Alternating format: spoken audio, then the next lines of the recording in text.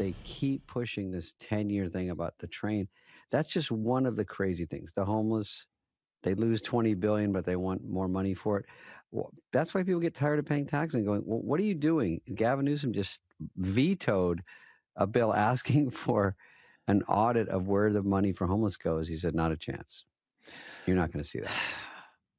So that is comedian David Spade speaking with Dana Carvey there, voicing his frustration with California Governor Gavin Newsom and his decision to veto a bill aimed at tracking spending on homelessness.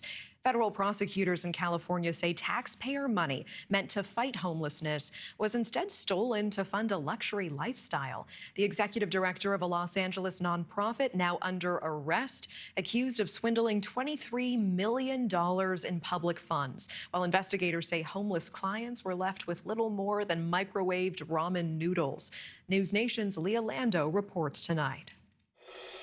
Natasha, investigators in California say millions of dollars that was supposed to be used to combat homelessness, provide things like housing and food for hundreds of individuals, was instead used to buy things like luxury homes, a car, and much more. Federal authorities arrested 42-year-old Alexander Sufer, the executive director of a California charity called Abundant Blessings, accused of fraudulently obtaining $23 million in homelessness funding. Prosecutors say instead of delivering the services promised, he was allegedly pocketing millions. This is what he was providing: ramen noodles and a microwave. And he was pocketing the rest of the money. The money was not intended for ramen noodles to be microwaved and fed to the homeless. He was supposed to provide nutritious meals.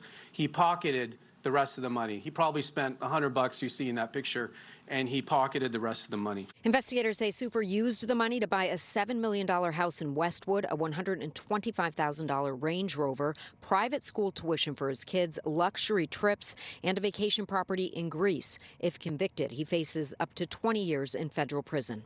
The case is now renewing questions about oversight in California, where Governor Gavin Newsom vetoed a bill aimed at tracking funds meant to combat homelessness.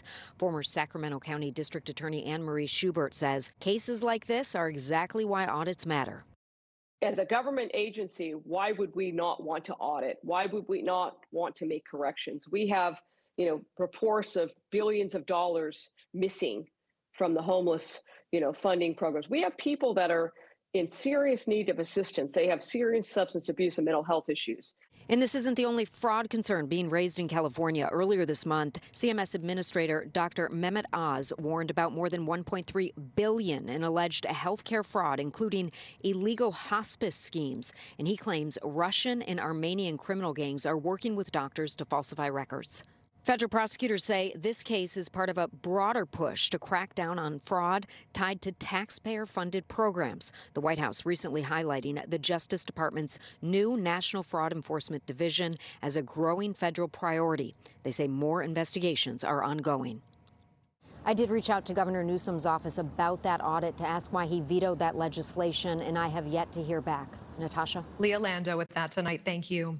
Thank you for watching. Subscribe below and download our NewsNation app right now on your phone, and you will get fact-based, unbiased news for all Americans.